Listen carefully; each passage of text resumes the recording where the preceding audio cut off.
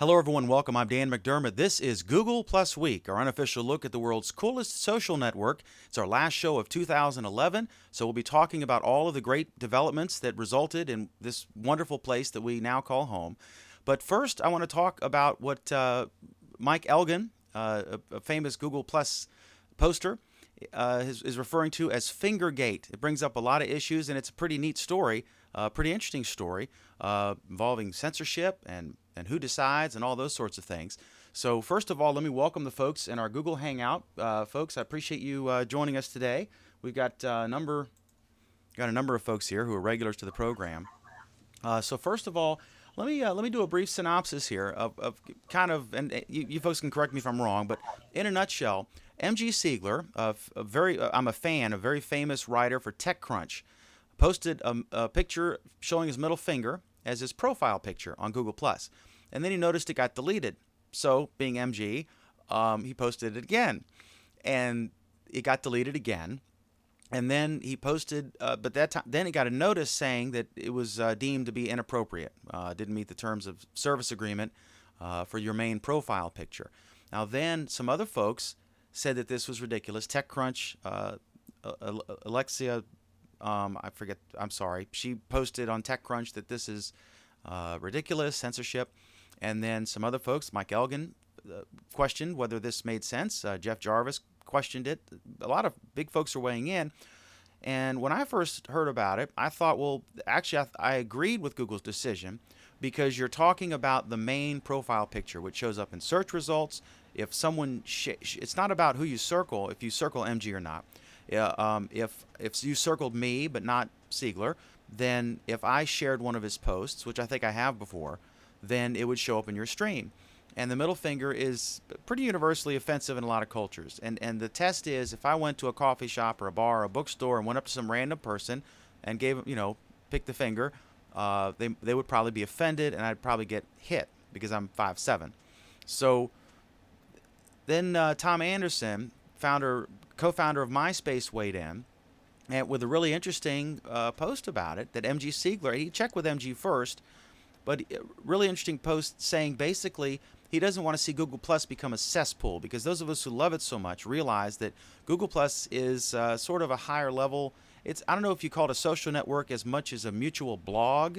It's a new paradigm, really. And he didn't want it to become what he referred to the cesspool that some other sites, including his former site, MySpace, became with sort of unchecked pictures and that sort of thing. Now, the key point I'm making is it's the main profile pic. What you put, it should be a lower standard. You shouldn't have someone committing suicide or something like. I don't know. Maybe you can. I know we've seen some of these Syrian videos, very violent. What you post in your post, what you put in your collection of photos is a different story. But your main profile pic, that is your brand. In my case, if you Google any story I've ever written, it pops up in Google or Google News, or any story on my newspaper. The Warren County Report newspaper, which is a WordPress blog, the main site, my picture will show up. My main profile Google Plus picture will show up, and so if I had a middle finger on that cause all kinds of things. So that's my 2 cents. I think that in your collection of photos, it's one thing, but your main profile picture, Google Plus has a right to make some judgment call there, and there's no algorithm that can find this, but I think in this case they made the right call. So let me go to Alan, who this is an obvious call, right? Google Plus made the right decision, Alan? And Google Plus made the absolute wrong decision in this case. Go ahead, explain. Go ahead. Well, I think Google has to abide by their terms, and as long as people do abide by their terms, Google needs to defer to them as much as possible. The issue with Fingergate is the exact same issue as the one we've seen with NIM Wars, and we've been seeing that for almost 6 months now. Google is imposing. Real quick, just explain. You're referring NIMS or it's sort of the I'm pseudonym referring to issue. The pseudonym issue, the issue where people aren't allowed to use the name where they are commonly known by and identified, and how they choose to represent themselves. Throughout the entire internet. In some cases, how they choose to represent themselves in the physical world as well. But in this case, you're saying that you should have a right. You should have a right You should to. have a right to represent yourself the way you choose to represent yourself. Now, I don't know the person involved. I don't know how he represents himself in real life. I don't know how he represents himself professionally in his other media. But the impression I get is that he has used this picture on Twitter.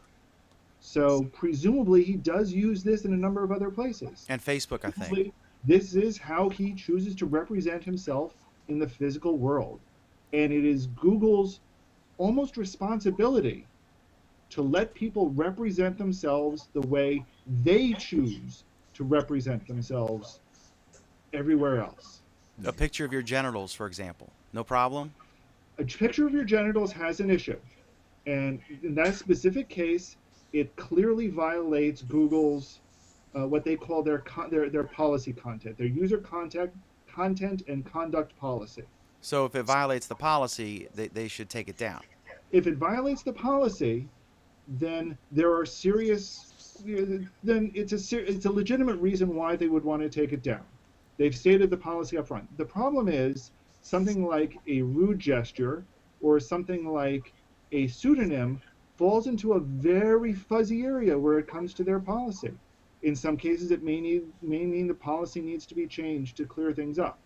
In this particular case, the gesture is not covered under their policy.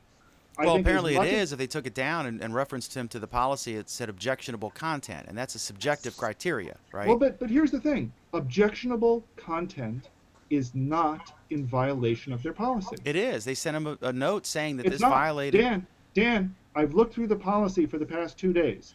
I've looked through the policy for the past 6 months. Well, apparently the policy's Objectionable changed content- because they said in the email that they sent MG Siegler, they said that you can't have an objectionable photo in your profile as your main profile picture.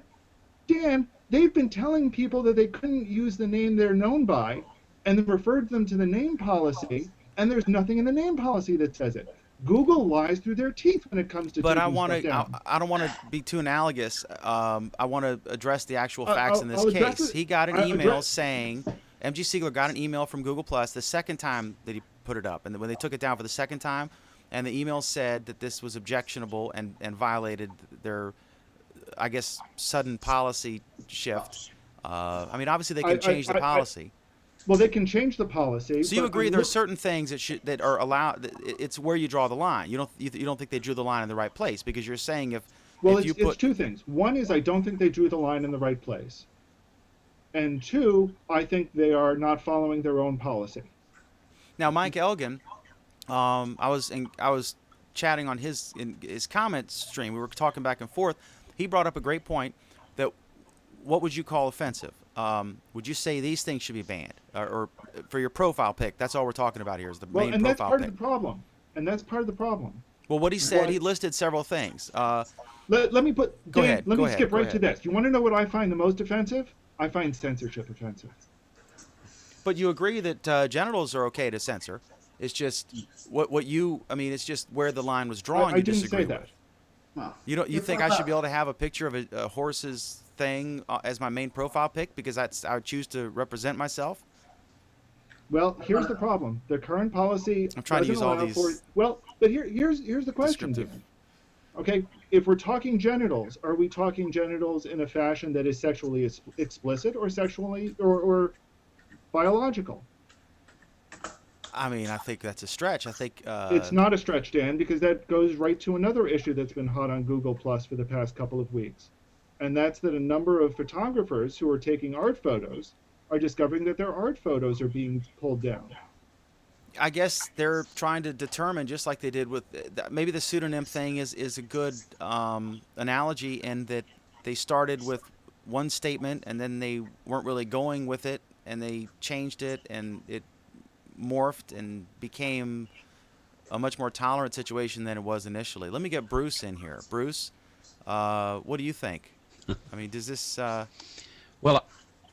Well, I don't think this is a hill Google wants to die on. You have to choose your battles, and I think they've chosen a wrong battle here.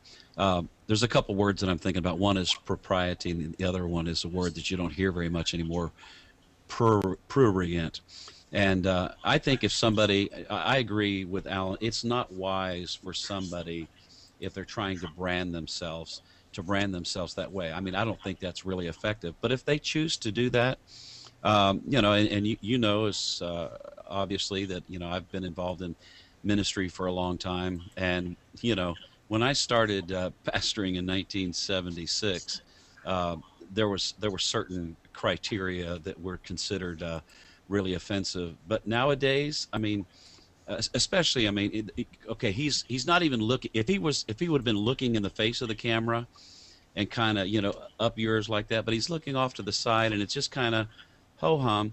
I don't really find it that offensive personally, and I don't think many people would. And I think they're stretching their terms of service to make a big deal out of this. That may surprise you, but that's kind of where I see it. You're a liberated guy, Bruce. What, uh, I mean, I wouldn't do it, and I don't think anybody who's wanting to brand themselves should do it. I don't think it's wise. But this is part of his nature and personality, and he's kind of known by this. And it's if I can use that term again, it wasn't so much in your face as it could have been. it So was humorous. It was yeah. an off. It was a casual, funny Hmm. thing, and I'm not offended by it. But the thing is, like my mom is a former Sunday school teacher. She's Hmm. 74 years old. I just got her to sign up for Google. She hasn't put a Hmm. profile picture up yet, and she Hmm. hasn't done much with it. But she actually asked me on Christmas Day. She said, for dinner tonight, when you come over, I want you to show me what this Google Plus thing is, right? Hmm. And so I signed her up, and I showed her my stream, and I showed her how to circle people and stuff like that. And if the first introduction for my 74-year-old mom was MG Siegler's middle finger, she might have thought, well, this is, as Tom Anderson thinks, a cesspool. And that's my whole thing. We're trying to get more people on here, the soccer moms, the grandparents, the folks who are Facebook people and not technical people. And more of them are coming on. You can tell that by what's hot, right? I mean, you'll see stuff, mainstream stuff on there that you would see on Facebook and the what's hot thing mixed in with. It'll be weird to see Justin Bieber then CNET's post or something. It's an odd combination, but it's cool. It's becoming more mainstream, and that's great. Let me get Harold in here. Harold, um, this is all about biggest argument here is there is no completely safe policy that would affect every culture. Now, you work with the Navajo Indian people, the Native American folks over there, and so that I'm sure they have cultural differences. Uh, in America, I used to live in Greece, and you can't if you put your hand up like this, you're cursing someone in Greece. And so the police officers, when they're directing traffic, you'll see them go like this with two fingers telling you to come, because there's no criteria that works everywhere. What works in here will not fly in Saudi Arabia, for example. Like a woman in a bikini would be fine for a profile picture. But in Afghanistan, where women have to wear a burqa, I mean, you can't please everybody. I think that's the biggest argument against what I'm saying. What do you think, Harold? Well, the main thing that I consider is, like, for instance, on an R rating picture, if you say the F word 3 times, it gets an R rating. Everybody has standards. There's standards on motion pictures. There's standards on everything. Google has the right to provide their own standards of what they think's offensive. They basically, I was just reading the contract, and it says, one of the things it says is things that are sexually offensive. That thing has a sexual meaning, and I would consider that to be part of their agreement to not have any sexual content in there. Yeah, I think, but don't we all agree that like a picture of two people having sex from a porn flick, if it were the legitimate profile of one of the people, would not be acceptable in the main profile picture? But we're disagreeing on this middle finger thing. So isn't it a question of where we're drawing the line, more than does Google have the right to say this is inappropriate or this is not inappropriate? And again, it's an individual judgment call by somebody. There is no computer algorithm that will Yes. could Right. foolproof deal with this. Jeff, what do you think? Well, I'm okay with Google actually contacting the guy and saying, we believe this is offensive, and here's where it is, and then give him the opportunity to change the picture. I personally don't find it offensive, and you go down that slope is what happens when someone has a swastika as a profile picture, or someone has a Ku Klux Klan burning cross. All those things are offensive to one person or another, and so you just don't know what that is. And I don't know. I don't know if they want to, like Bruce says, pick their battle over something as innocuous as this. It's not. It's caused actually more um, attention to it than his profile picture would have been to begin with, right? Exactly. Well, what Yeah, they've one of done the is things. throw gasoline on a fire, and that's not the way to handle it. They should have just contacted him saying, "We believe this is inappropriate for this," and then I'll give him an opportunity to change it and be adult about it instead of just like ripping the candy away from the child in the candy store. Yeah, So I think they had a one right of to the do big it. stories. Yeah, one of the big stories was in this week's was one person wanted to name their kid Adolf Hitler, and they took that child away from him and Right. put him into the government's custody. Yeah. One of the things Mike Elgin did a post on this topic, and he said he listed several things, and that he said, "Let me prove my point. Please choose which of these pictures would you want Google Plus to ban, delete, or censor on Google Plus?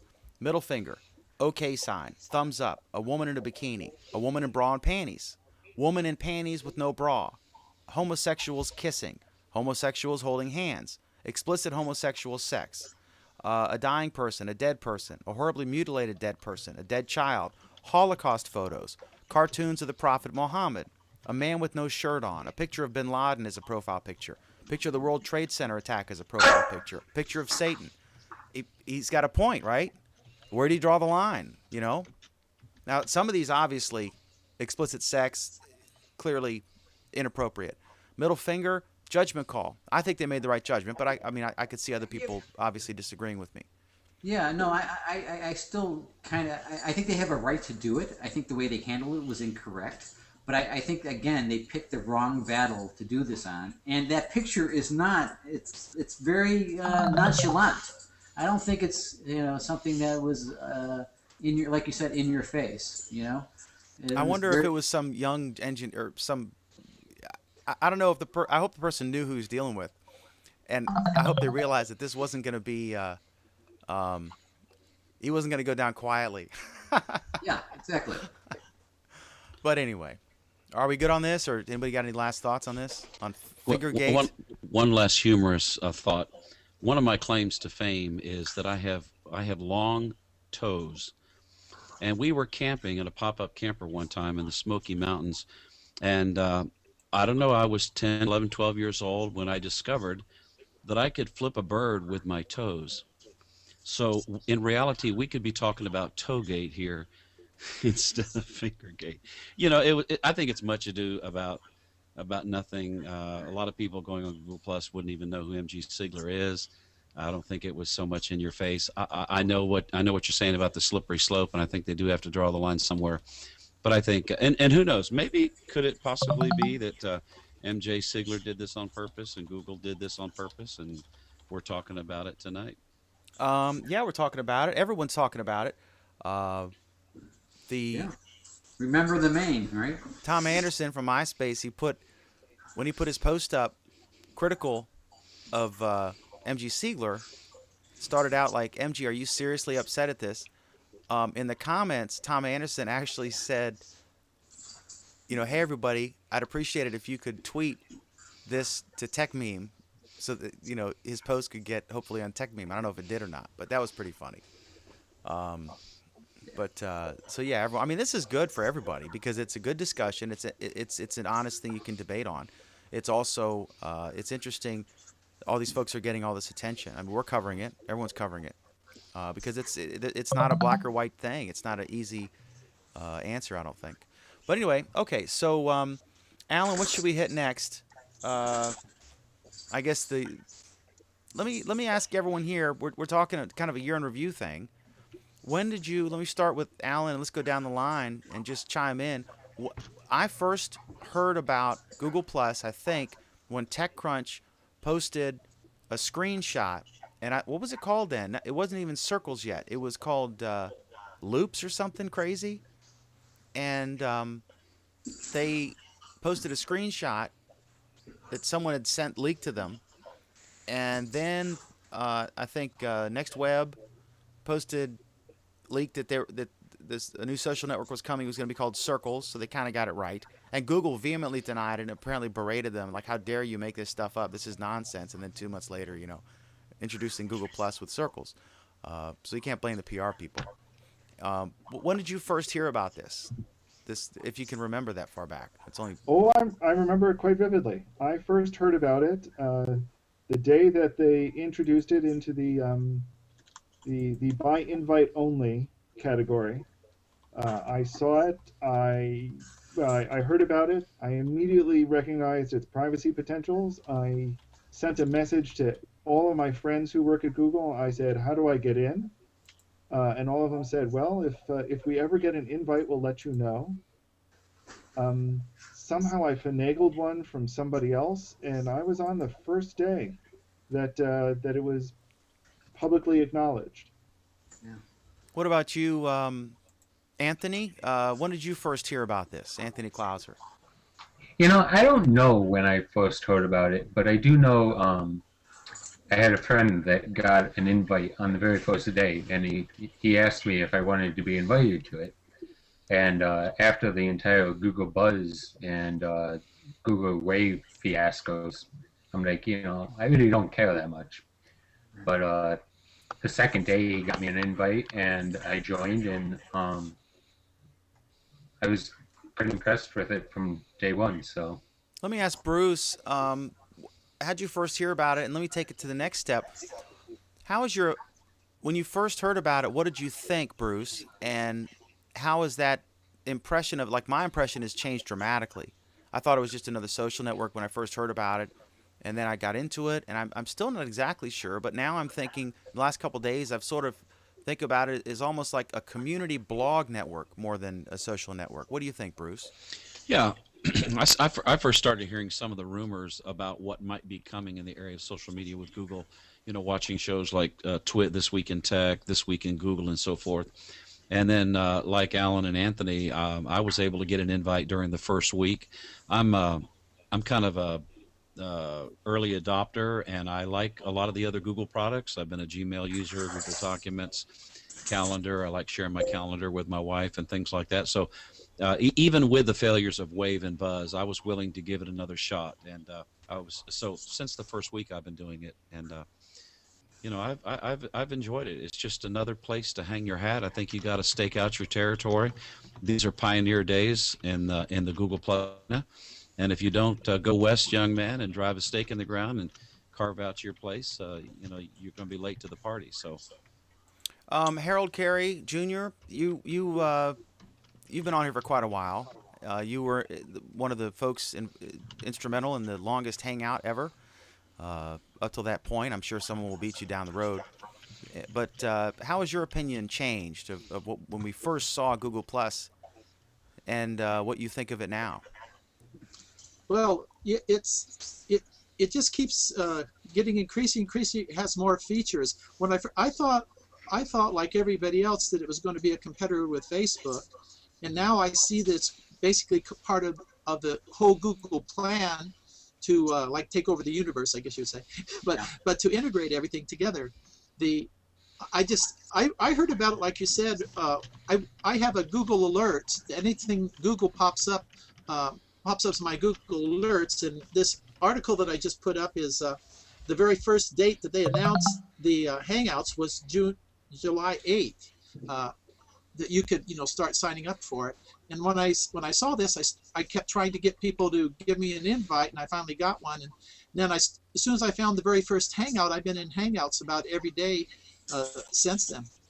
It really is. I remember when they first did it, they said we want it to be more like a social experience in real life, in a coffee shop, bar, church, whatever. And I think Hangouts really are like that. And all of us are friends now, and we never would have met on Facebook or Twitter. And I consider you guys good friends now, and this is something that Google's created. It's amazing. Jeff, do you remember where were you when you first heard Where was about Google Plus? When the Death Star hit, right? Yeah.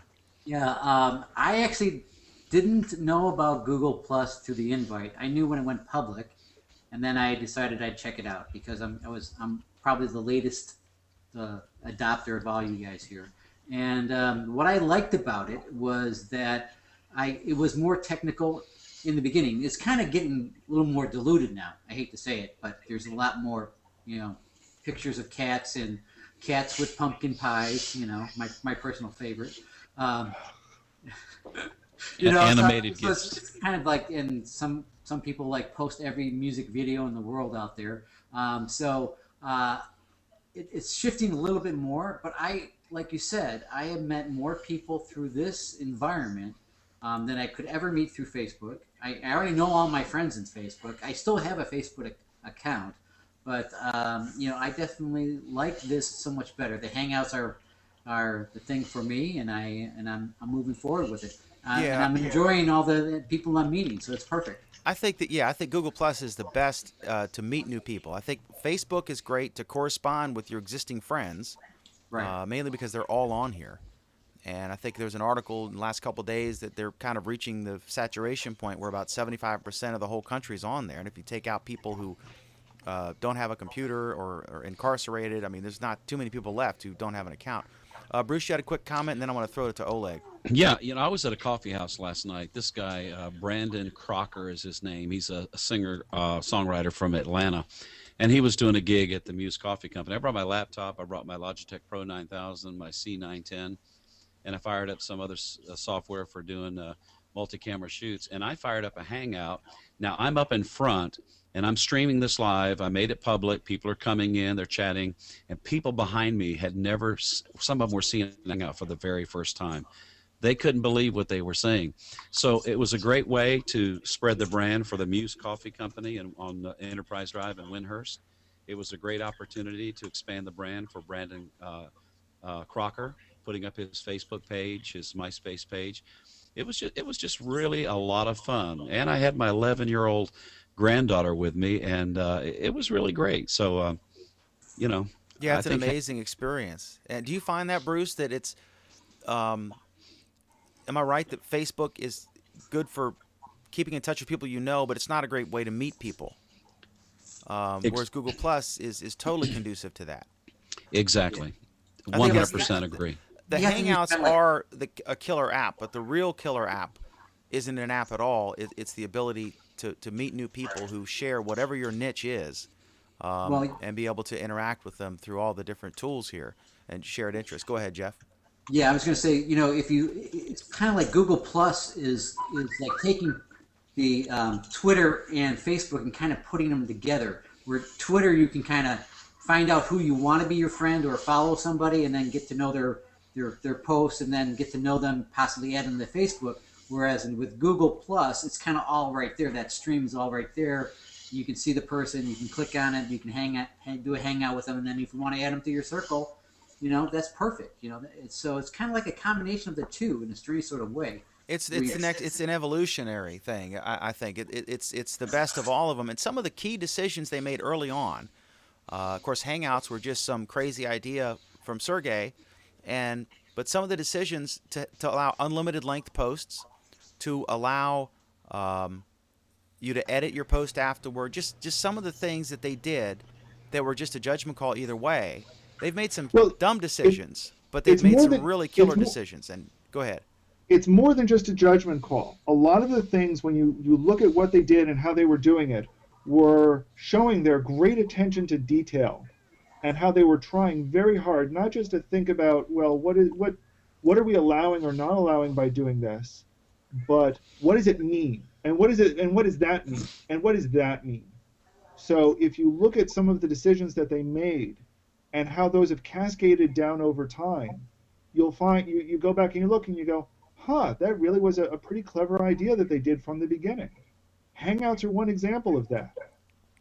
It's not just that they made certain deliberate decisions, some by accident, some by limitations of other things, but they thought about it, and you can now see the fruits of that labor. So by introducing circles from the beginning, you see more and more things are kind of hovering around circles or building onto that circle concept. By coming out with the Hangouts from the beginning, you see more and more things building around those Hangout concepts. And the core of them all still exist. So, you talk about long posts. That was a very conscious decision of theirs, and we've seen how it's grown and evolved. The ability to edit, the ability to permit people, all of these things were very core early decisions that have not changed significantly since then, but they've been enhanced and added onto, and we see the deliberate choices that were made early on. Yeah, I agree. I think the Circles thing was genius, but it's they looked at what was good and bad about all the other services, and it's evolved. And this is sort of social networking 4 or 5.0, or as I'm now thinking of it, is a community blog system. I don't know how to describe it. It's really so different from everything else. It's still hard to explain, isn't it, Oleg? It's still hard to explain what if someone says to you, "What is Google Plus?" Like your grandma or your mom or your aunt who's never been on it. It's really it's a tough thing. There's no word exactly to describe it. Oleg, and where were you when you first heard about it? It's a personal question. I don't answer personal questions. But no, seriously though, it's to me, Google Plus. It's a combination of various other things and addition of new things. So the way I usually describe it to people is, first and foremost, as far as I'm concerned, it's a Facebook killer.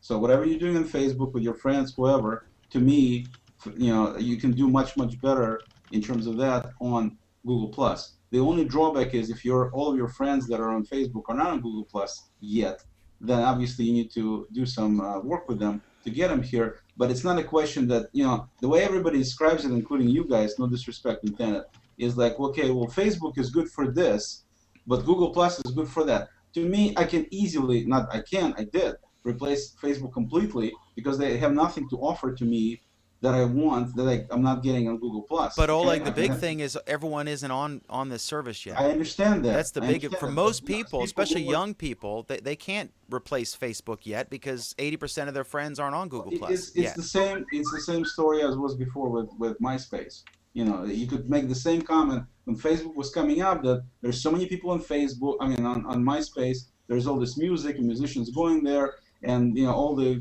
cute little shiny things and posts and this and that. Everybody's on there. No, not everybody's on there, and people eventually move to Facebook. Just as I believe, as time progresses, this is being recorded, so we'll see if I'm right or wrong.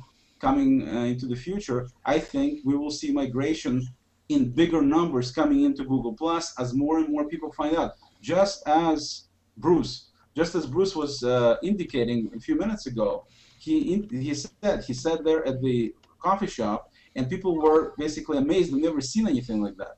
Now, it's certainly not because of the fact that anybody's hiding anything. It's just not that many people at this point, compared to everything else being talked about, are talking about Google Plus. And hopefully Google will do whatever they need to do to change it. But also we as users and believers in the concept need to be also doing our own work. But over time, it'll change, I believe. But in terms of saying that Facebook is good for this, I disagree with that, okay? I'm using this. I told people that use Facebook, that are my friends, that if you want to communicate with me, you need to get an account with Google+. I'm not telling you to download Facebook. If you're asking me, I'm telling you, but I'm not telling you how to live. But at the same time, if you want to communicate with me, and that's also a little disagreement with your point about, except for this certain crowd of people, I'm one of the people who used to be on Facebook, closed my account, I'm done. So there is a certain number of these people out there, I'm sure I'm not the only one. Okay, that did that. And there's going to be more and more people doing that as Google unveils more and more things. But I totally, wholeheartedly agree with Alan about Google putting in major brain power into the initial concept, starting relatively simple with the idea. You can have posts, and you can have pictures, and you can have links, and things like that, but expanding it much more so by looking at things that other people did, like Facebook, like other people, and saying, no, the whole thing 140 characters is lame because you cannot express almost anything in that.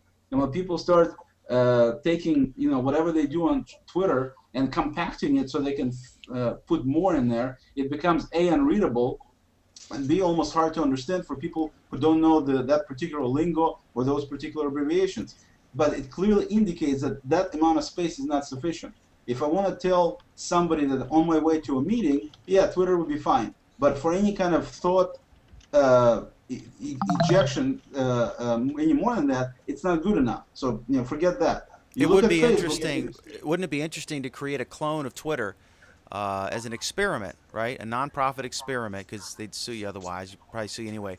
But a straight up clone of Twitter that allowed you, that would just show the first 140 characters, but it was identical in every other way. Just as an experiment to see. I think Twitter has a strength because it forces you to be brief, and there's a whole different kind of humor and things like that that you'll see on Twitter because it's different, and that evolved. Just like the point I'm making about Google Plus.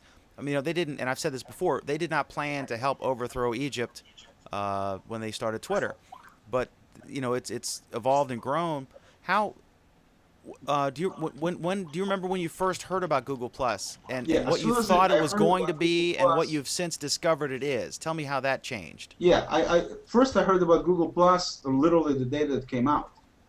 That's basically the first time I heard about it. Then I was totally into trying to find somebody to get me an invite because I didn't have an account, and so it took me about a week to get an invite from somebody. I got the gentleman's name somewhere, but I can't remember now. And so he got me an invite, total stranger, complete total stranger from Twitter, by the way. I mean, because that's what I was begging for, somebody to give me an invite. And then at that point, when I got on Google Plus, I went into the old, oh my God, I can't believe they actually did this thing that well, looking at circles and everything else. And literally the following day, I dumped my Facebook account, closed everything, and just migrated completely to this because I knew that I wouldn't want to use that after this. And that was it. I mean, so basically, literally a week after they launched, I was at Google Plus and never looked back. Yeah, I've Yeah, never well, seen any kind of Go ahead, Jeff. yeah. Don't you think that Google has the upper hand because they have so many different products they can integrate all this stuff together with? Where Facebook is Absolutely. just Facebook. Facebook will come up with something like a Hangout. They have to because it's going to get popular. Well, they have Skype. They have Yeah, Skype. right. I don't know anybody uses it. Does anybody use it? Well, Skype? yeah, people do use it. That's why Skype sucks now compared to how it used to be. Yeah, but one thing about Google is they can scale this stuff up incredibly better than anybody else. Well, they've got, what is it, 65% of search, right? And Yeah. I mean, you can't. I mean, nobody's binging anything. You know, wait, let me Lycos this. I mean, they're Googling it, and Right.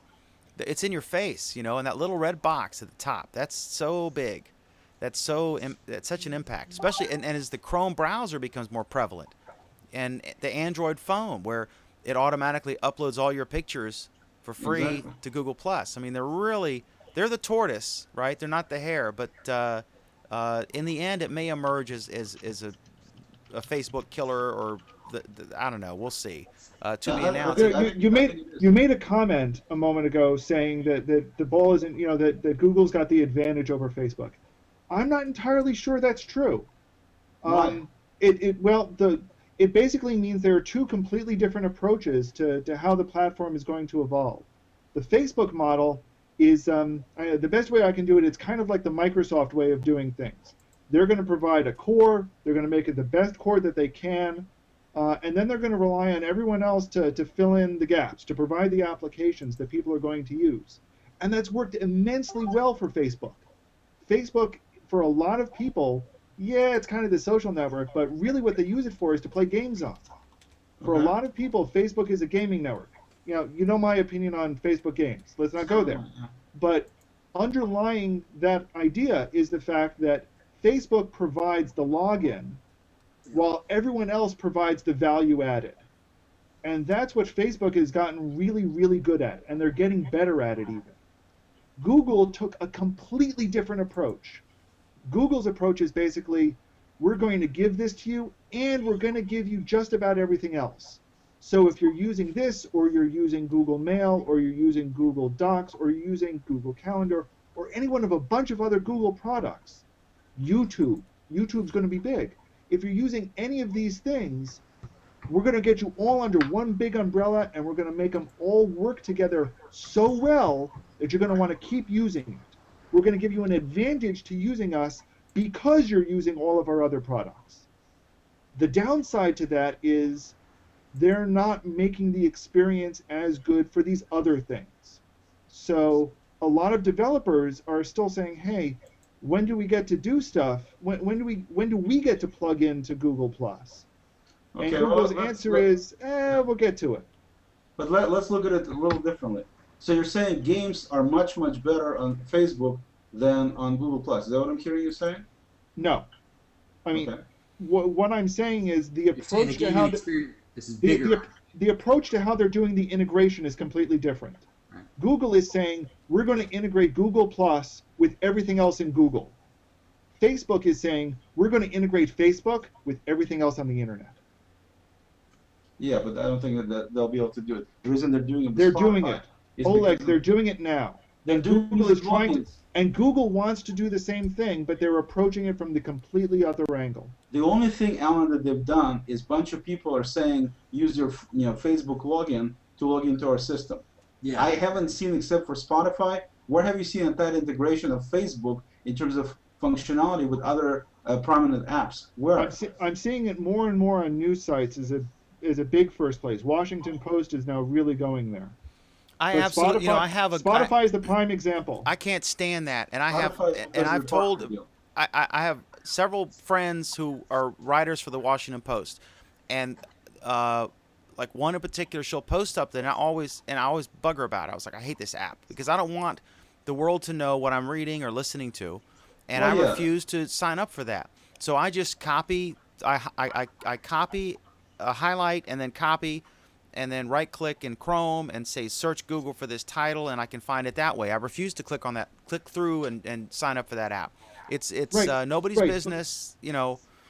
But more and more people are using things like Facebook comments in order to put comments on their website. You're seeing, I've seen more and more use that. newspapers switch. You use that even. 2 of my newspapers I use that, and it's great because it's a good way. I mean, I saw that TechCrunch was doing it because what's the other one called? Discuss, but it's not. Discuss. It's a weird spelling of discuss, and Right. I thought that was cool. But the Facebook comments, Michael Arrington did it because it was a way to filter to get less trolling because you had to. I'm sure Alan would agree strongly with this by kind of having an identity associated with it that was real and traceable, that it caused less trolling. And so that's why they did it. But I saw it. I just discovered it was far more people engaging in it. And the genius of it, and I don't know how they could integrate a similar approach with Google Plus, but the genius of it is that by default, if you go to TechCrunch or one of my newspapers and you type a comment at the bottom, then by default you can uncheck it, but it will post to your wall that you just posted a comment on the Lynchburg Times or TechCrunch or whatever. And so I'm getting more clicks that way. And you just said the magic word, Dan. It's an identity service. Facebook is looking to become the identity service for the internet. And Eric Schmidt has said this. Google is trying to do the same thing. I think it's going to be. I think Google is going to be taken over in that part. It's going to take them a little bit of time. It's because of prominence of Facebook at this point in time. But I think things are going to dramatically change in 2012. That's my prediction. I think you're going to see things change as well. Personal opinion, I agree with you, Oleg. And I know it gets scary every time we do agree. But I do agree with you. My point, though, is the approach to how Google is trying to do it is very different than the approach to how Facebook I agree is with you trying on to that. do it. I agree with you on that. The only thing I could say, I was in a hangout with a gentleman from Hangouts from Google from the Kirkland office here, and obviously the guy cannot tell me things that he cannot tell me, and I won't mention any names, or basically the guy is right on the money, totally complying with the concept that he shouldn't be talking about stuff. So he didn't tell me any secrets or anything like that.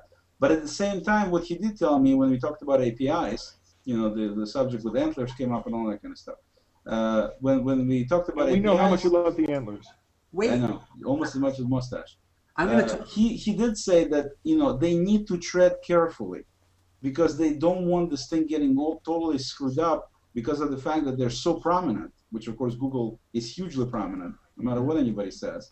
And at the same time, they don't want people coming in, so they're giving APIs out there with some functionality. I mean, that's what Mohammed Mansour last time was talking about, that he, was kind of a little bit disappointed that Google isn't opening things up more.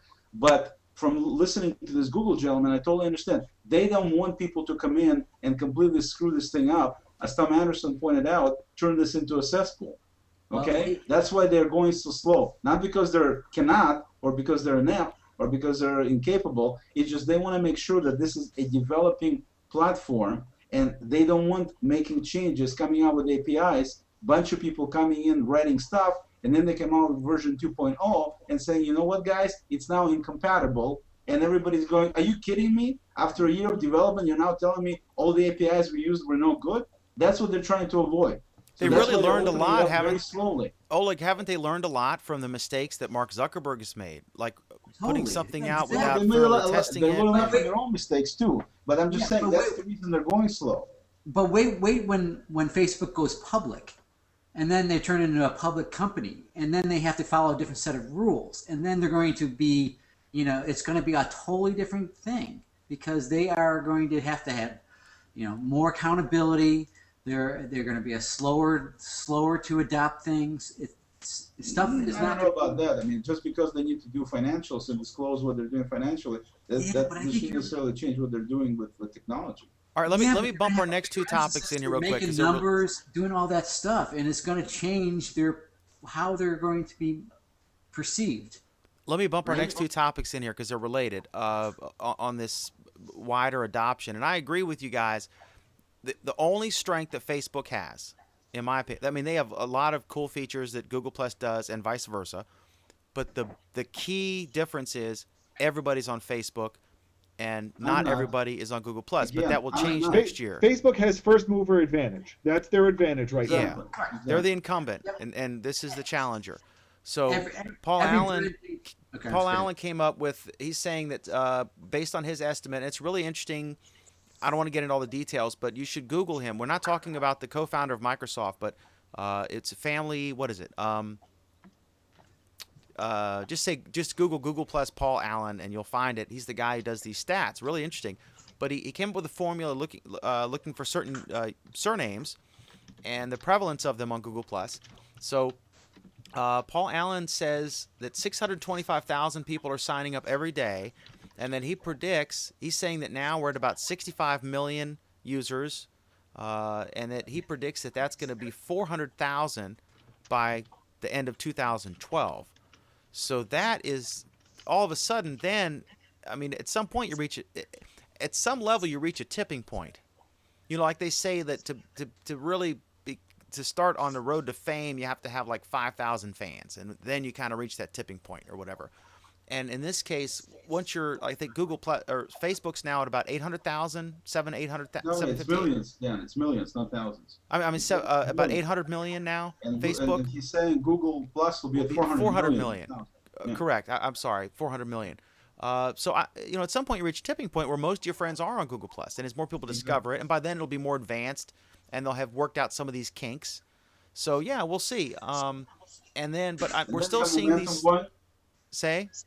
You have momentum going at that point, and it's like a snowball at that point. Mm-hmm. It's like a building thing, and then it gets to the point, like you said, you reach a certain point, and then just going downhill, and that snowball gets bigger and bigger and bigger. And then people start asking, why aren't you on Google Plus? Yeah. Well, when businesses say, here's our Google Plus page, like they say, follow us on Facebook. When you start seeing commercials, following us on Google Plus, when you start seeing the icon everywhere, then when and that's what they're working on. That's exactly what they're working on. I'm going to have classes. I had a kind of test class yesterday. I'm going to have classes on different Google-related deals off of my Google page, Hangouts, and that's what I'm going to advertise. That's what I'm going to promote everywhere.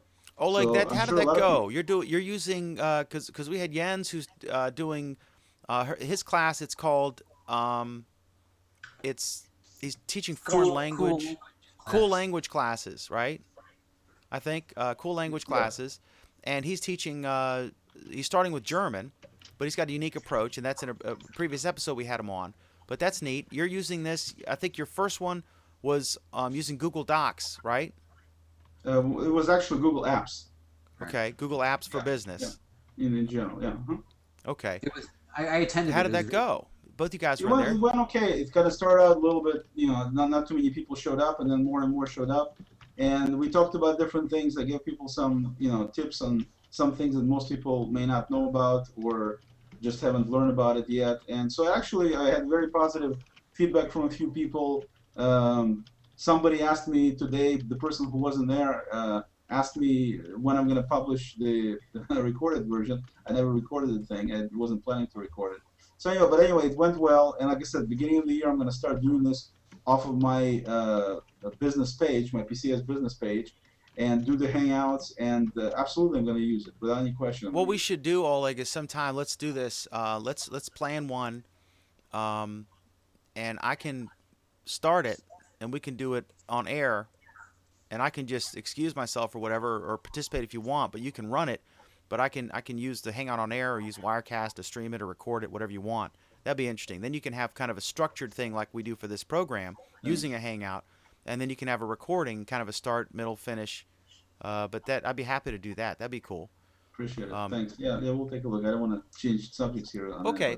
One class I was thinking of, one class that would be kind of fun to do is how to agree with Alan while disagreeing. We could do a class on that. That would be. I think that would be an absolutely wonderful idea. Like, then I can think of all sorts of ways to show just how wonderful I am and just how exactly. Just don't get it.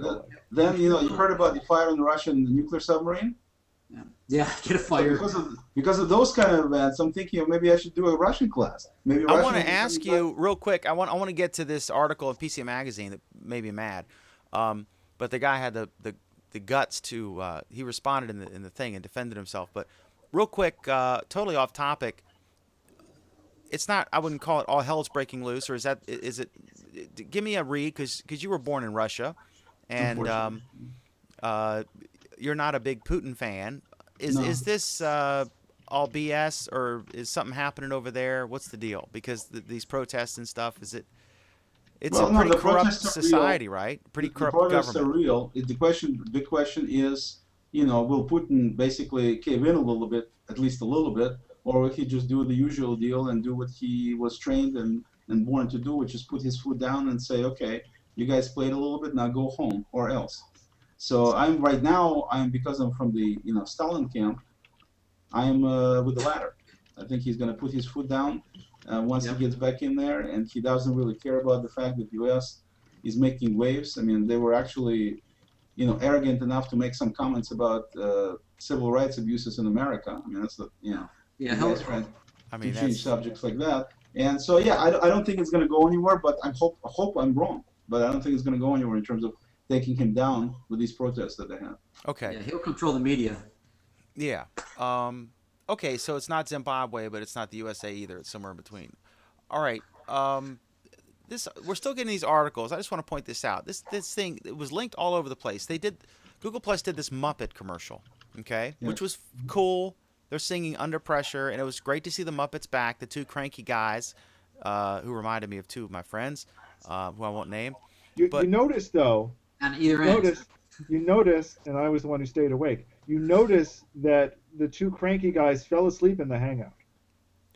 Well, but the thing is, the headline really got me. The article was okay. I don't agree with his point, but he's entitled to having a point I don't agree with. No problem at all. But the headline, can the Muppets save Google Plus?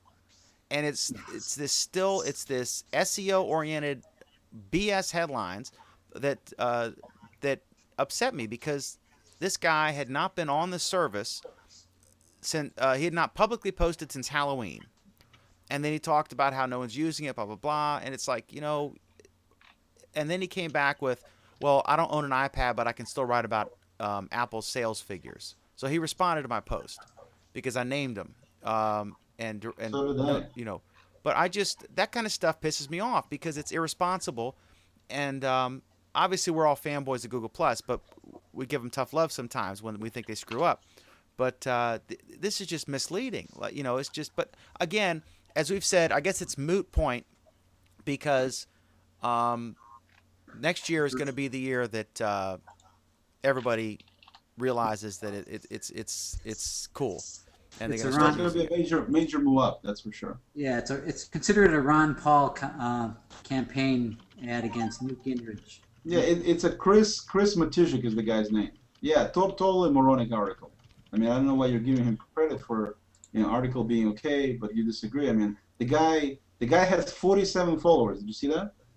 He's that's the thing. See, if Mike Elgin came out with that, or Robert Scoble, they use the service all the time. They have a right, But for me to write an article about Moscow or someplace I've never been to before. It's okay to write an article about Moscow when it's a legitimate thing you reviewed you've done some diligence to learn about it. Maybe I've been there or and studied it, right? This guy is completely and totally inept as far as I'm concerned in writing. First of all, the headline is this: ads show how Google Plus is desperate for real people. That's his headline for this. Yeah, it's. Well, I mean, all you got to do is post your profile with a finger too, and then you're going to be, getting some notifications. So then Jeff, Well, you'll be but- on the top Look, of tech meme. I think the guy's a moron from what Absolutely. he's saying. But he raises a question. The underlying question boils down to, why is Google advertising this? they are. Why are they? Because they are looking to expand their reach, like Yeah, anything nothing wrong with else. that. Why are they advertising Google Plus? Yes, why are they advertising Because they're trying to Google get Plus? my 74-year-old mom on. They're trying to get the soccer coach. They're trying to get the Well, No, then no, here's hold the on. I'm people sure who Alan- aren't tech I'm sure Alan geeks. understands that point. they're trying to Alan, what's your expand that. point? My point is they never advertised Google search. They never They advertised advertised Google Chrome. Mail. They They advertise never Chrome. they never advertised a pile of things until Chrome was the first thing that they advertised. They made a big So? deal about the fact that Chrome was the first thing that they advertised. You get Why back- why do they feel they need to advertise? They needed to advertise Chrome for a bunch of reasons. Okay, why do they need to advertise Google Plus? Why not? Yeah. That's a ridiculous. Because- I'm because- sorry, No, like that's not an no, answer. it's why not legitimate. is not an answer. No. Alan has a legitimate the reason, point. The reason I'm saying why not is because I think- TV advertising is the most popular and the most prevalent way of how people advertise their businesses. Everybody knows that. Yeah, Alan has a point, though. You advertise on TV. So Alan that's has- what I'm you know, saying, why not? Google Plus is here to stay, right? And that's a difference than anything else. And now they're kind of letting people know it's not going away. And this is it. Alan's point, I think, to paraphrase, is that they don't advertise Google search. Everyone uses Google search. Everyone loves Google. I mean, Google. Google.com search is the best, right? Everyone uses it. But Right. they are advertising this, and it is rare for them to advertise. And that's when I said the guy had a point in his article that it is conspicuous that they're advertising this because there isn't anybody in the country who doesn't know that there is something called Google Plus. And there are probably few people who Google Plus. Probably few people in the country who have internet and use Facebook have not at least stumbled and looked at Google Plus, but they're not using it. A lot of them, right? We're at 60 I don't know how million, true that is, 70 yeah. million. I think everyone has heard of it and knows about it, but they're not using it. So they're advertising it to try to get more adoption because I don't think it is in its present form as alluring as it could be and will be.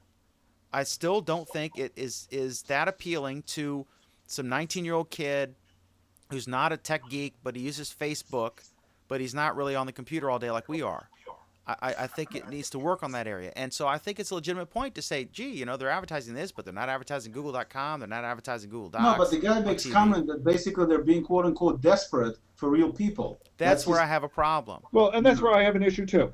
I think what this is more saying, and this is an issue that I think all of us have raised since the beginning, is what is compelling about Google Plus that people will want to come to it? And I think what the ad is saying is, here's Google trying to answer that question. Now, are they answering it successfully? Are they answering in a way that will appeal to people? Or are they answering in a way that people are going to go, huh? I still don't get it. Well, it's like any advertising. I mean, some things, go through the roof, some things fail. I mean, any advertising is a crapshoot. So, I mean, they need to do. I mean, they have some nice ads. I haven't seen the Muppets ad, so I can't comment on that. But I've seen the Muppets ad. It's an adorable ad. I saw it 16 straight times once when a family member wanted to watch it 16 straight times. Yes.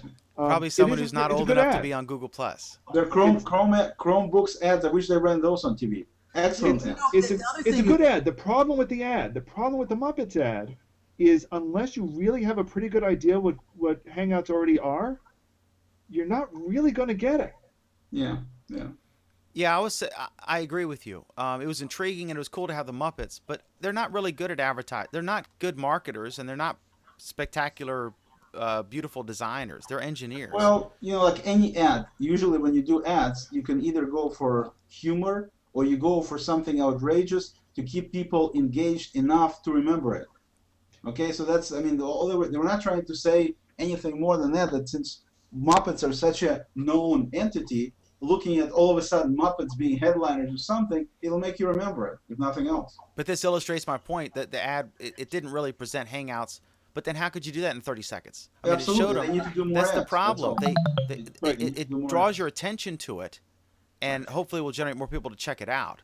But it's just Google Plus is difficult to explain it, and you've got to have a certain IQ to get it. I think. No, It's I not think dumbed personally, down. I don't think it's an IQ, Dan. I don't think it's you need a certain IQ to get it. No. I think it's that you need to be involved in it. There needs to be Right. that hook.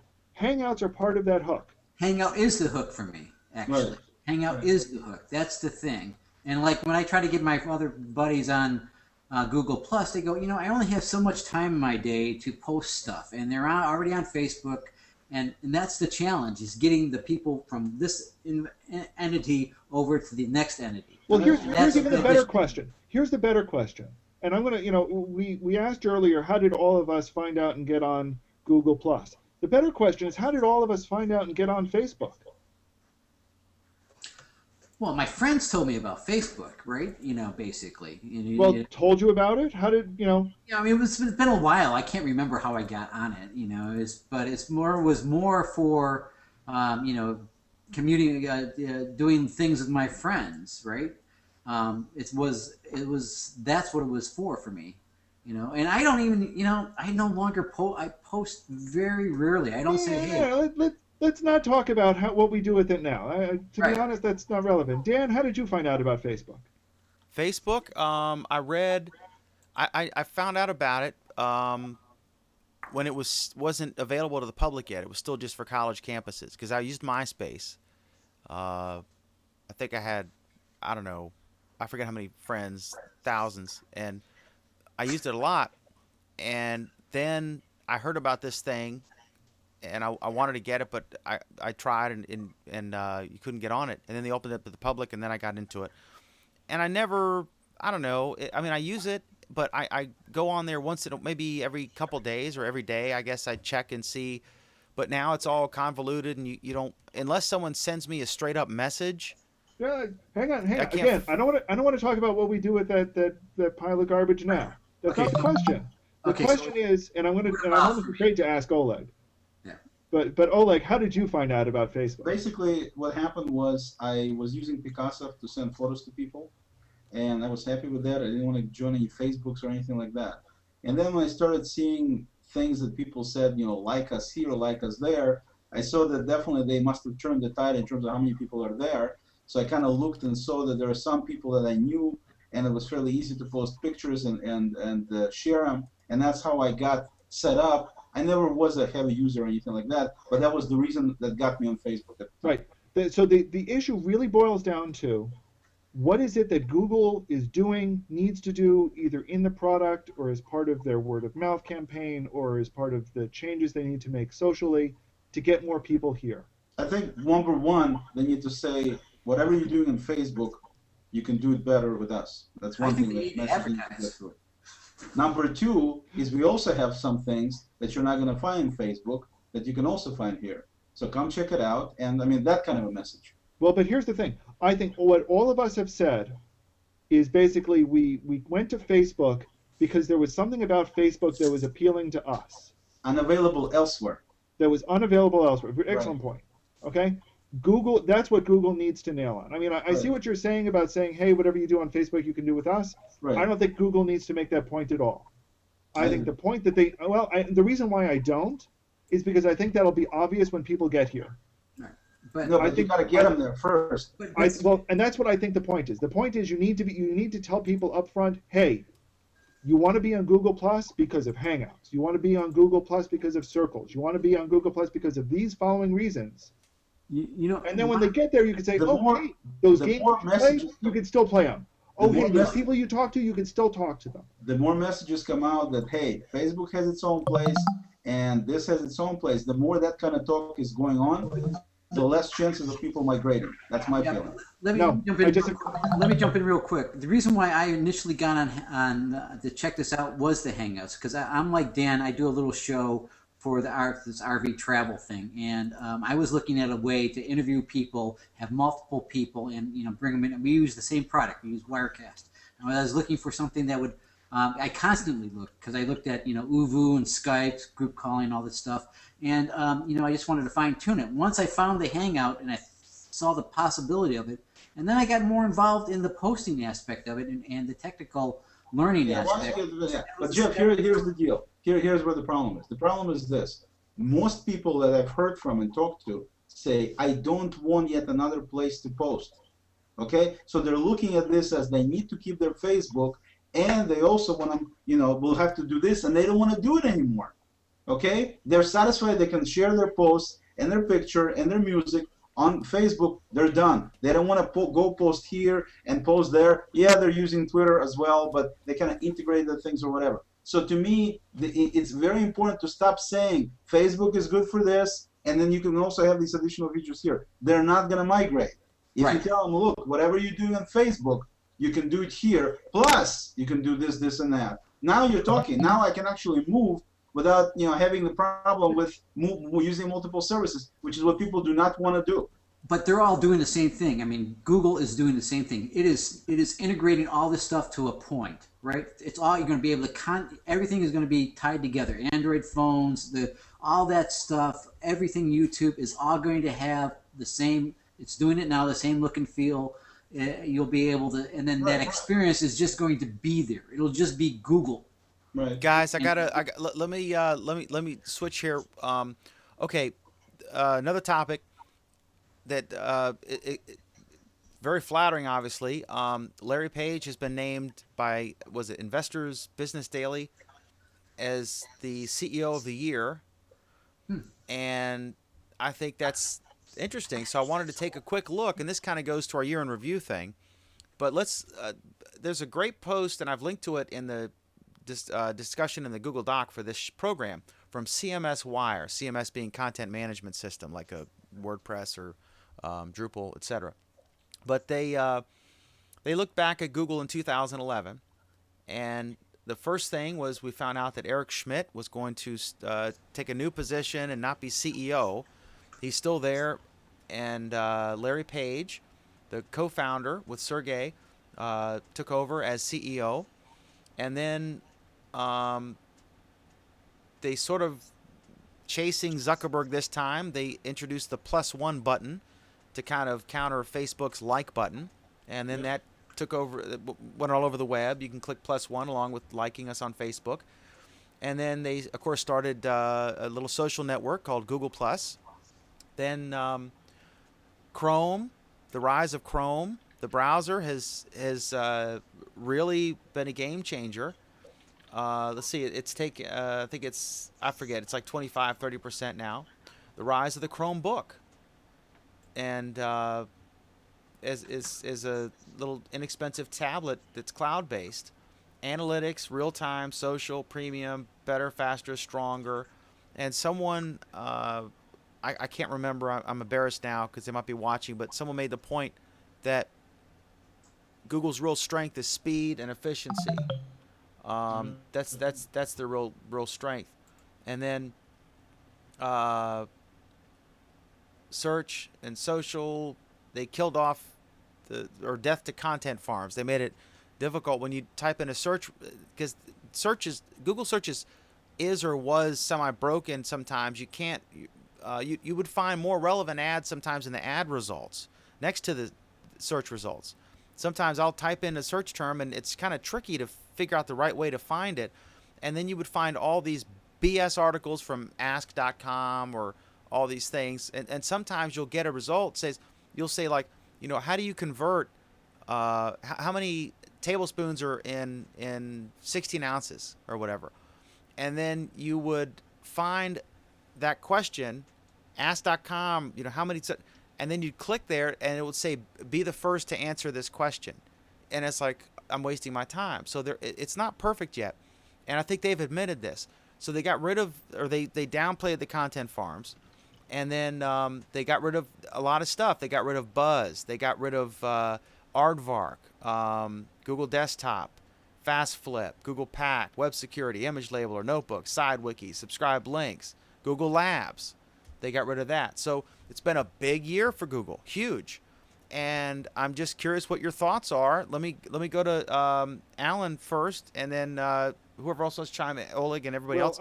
What do you guys think about this? I mean, this seems like he's certainly a candidate for CEO of the year. It's been a dramatic change, right? They've done well in a lot of things. It's been a massive change. It's been huge, and beyond even the things that are outwardly facing that we're hearing about, there have been a lot of internal structural changes as well that have been coming to light. The fact that he's CEO is a big deal, but not just that. It's that the structure on the top. It used to be that there was this triumvirate between the CEO and the two founders, and now really it's Larry Page who's running the entire show at this point. Yes, he's got help from Eric Schmidt. He's got help from the other founder whose name I suddenly can't remember. Sergey Brin. Sergey Brin, thank you. If he's watching, really, you're going to get banned again. Yeah, I know. I'm in big trouble for that one. But everyone, but really, it's Larry who's driving the whole show at this point. Oleg, was this a maturation? The other point is that there's also been information coming out that even his closest advisors now, he's done a reshuffling on that front. And I'll be honest, I'm not really excited about what I'm hearing from some of those from some of those changes. But it's clear that in doing so, he's really changing the focus of Google in some ways. I'm not entirely sure it's for the better, but it's clear that he's doing it. Oleg, let me ask you on this topic, because when they first started, they were kids, really, in their 20s, right? They started Google, It wasn't that long ago. Yeah. And I don't even think it's been, what year was it? 10 years ago. Yeah, so he was a young guy, as was Sergey. They still are young guys. Was this just like they needed...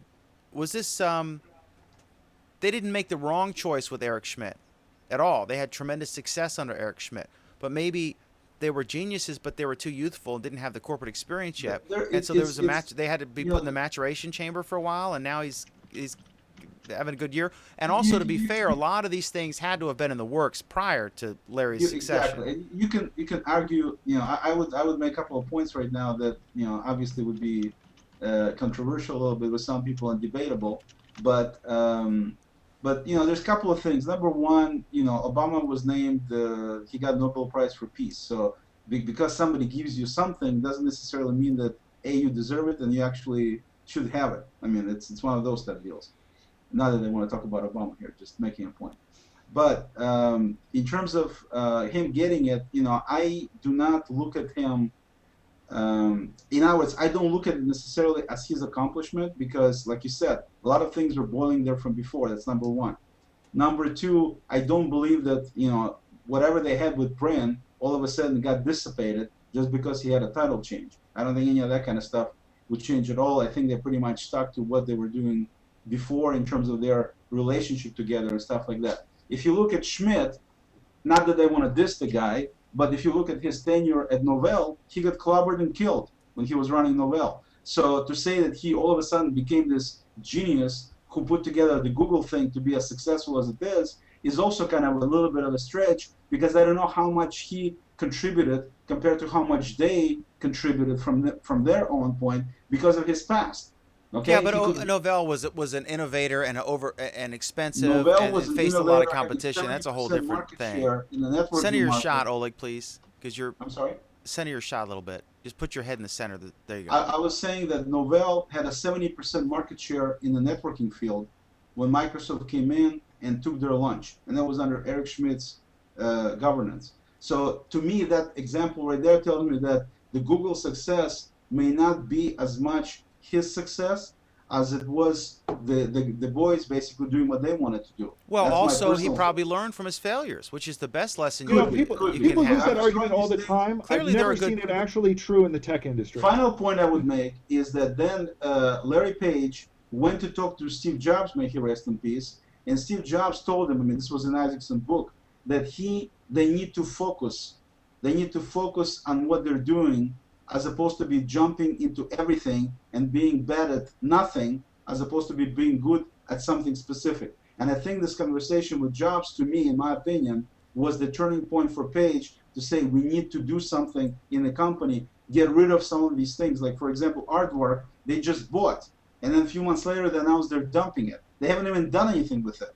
But this was an example to me of where Page came in, and I think he decided to do this house clearing and then focus on this deal. But I think they were talking and moving in this direction in terms of consolidation and integration, things like that, for a while. I don't think it was just since Page came in. There wasn't enough time to put out as much stuff as they put out in just the time that he became CEO.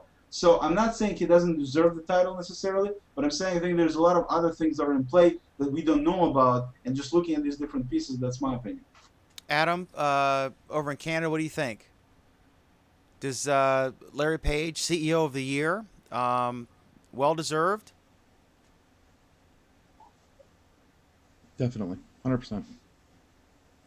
He's Very intelligent. Made some big moves, good moves. Tell you one thing. I mean, especially him, yes, but the marketing team at Google. I just got some recent insider information, which is very, very interesting. Hasn't been made public yet. Definitely have no problem with making it public. Google is attempting to work with the cell phone manufacturers, mobile phone manufacturers like Samsung, to do ad campaigns. Ad campaigns targeted at people using Android and using Google Plus app on the Android phones.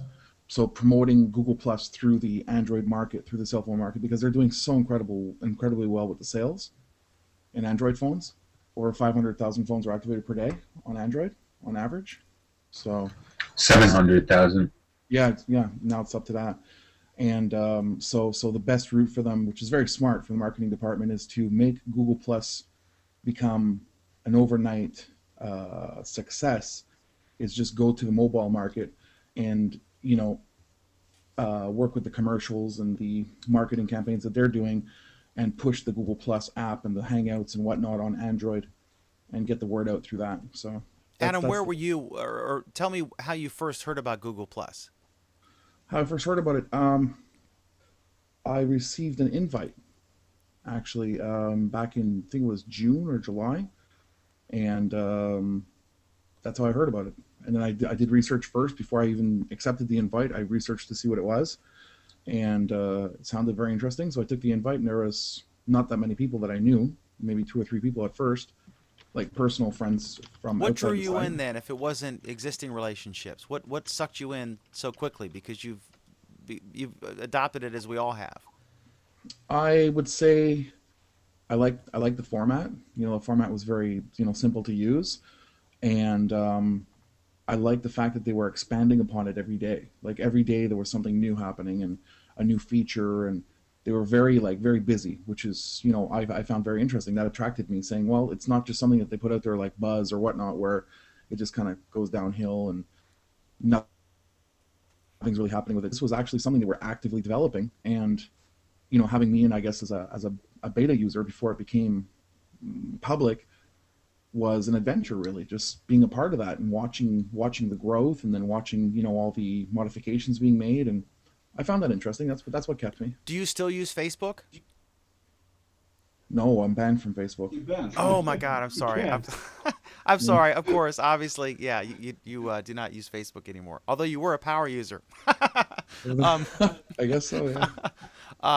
For anyone watching, I'm sorry. I was totally off topic. Adam is, of course, the famous guy who was banned from Facebook for life and fined $873 million for allegedly spamming Facebook users. And then I think I was apparently the first person ever banned by a Superior Court judge from using Facebook.com. Show us your tattoo. Yeah. He's got his The numbers represent the total lawsuit. 873 million. He couldn't fit all the zeros on, but that's his claim to fame. So yeah. And then afterwards, they banned another person, which they accused of spam, which was Sanford Wallace, and then they banned a few more. But I was the first person that they actually banned. And then, real quick, let me get your take and Oleg's take. I don't think I asked him because you guys joined late. The Fingergate, MG Siegler middle finger picture. We all weighed in on this. My thinking was, for your main profile picture, it's reasonable to say that could be construed as offensive to some folks, and just keep it in your set of pictures, but is your main profile, which is it shows up in search results even among non-users, and someone shares your post, it could show up, but then it's a slippery slope, and what's offensive here isn't offensive there, and vice versa. What are your thoughts on it in a quick? Well, I believe if you're making yourself available to the public, you're not hiding yourself from the public. You shouldn't have that kind of you shouldn't be engaged in that kind of behavior. That's all. And then Oleg, what are your thoughts on this? Totally with Adam on that. Exactly the same thoughts. Man, I wish you guys were here earlier when I was the only guy with this point of view. I think even Bruce thought it was overkill. No, Nothing Harold wrong, was nothing on wrong your with being side. opinionated, right? There's nothing wrong with that. But if you're going to go to an extreme and it's going to be offensive, it's not right. It's not a huge deal, but my thing was, like I said, my 74-year-old mom, I just got her to sign up finally, right, after bugging her forever. And I wouldn't want to be looking at my stream and someone shares one of his posts. And I love MG Siegler. I'm a big fan. He's a terrific writer. If I could afford him, I'd hire him. But I wouldn't want my mom in her first moments stumbling upon this service to see that in her stream. Since we're going back to this topic, Dan, let me Briefly going back. Go ahead. Let me continue with your example and ask you something. How would your grandmother react to some guy, face full of tattoos, piercings through his nose, his ears, his chin, his lips, pretty much everything that you can see in his profile photo? How would she react to that? No problem at all. And she might. And my mom's a normal person. It's not my grandma. It's my mom. But she's cool. She's funny, and she'll drink a glass of wine. The whole deal. But I just wouldn't want her first impression to be some guy with his middle finger up, and then she would wonder: is the next picture going to be someone's penis, or is this, as Tom Anderson described, the cesspool that part of MySpace became? So Absolutely. that was my whole thing. I just think on your main profile picture, it should be some sort of professional, mature decorum. Inside, if someone says I'm a radical producer of cutting edge R-rated photography, if you choose to circle that person, you're going to get into his photos. You're going to see some, stuff, but that's voluntary. But your main profile picture, which is associated every time you make a comment anywhere or engage anywhere, that's the picture. That's your thumbnail. That is the identity. That is who you are. On that picture, like someone said, well, it's my living room. Okay, inside your living room is one thing, but don't paint something on your house that is grossly offensive. That was my whole point. Only on that one picture, your main public profile picture, should they exercise a degree of discretion. It's Inside, like your greeting, right? It's your greeting to the world, and if your greeting to the world is this, then what are you telling everybody? Exactly. I hope that's not the YouTube thumbnail. Well, exactly. But here's the thing. What if that's what you want to be telling everybody? That's different.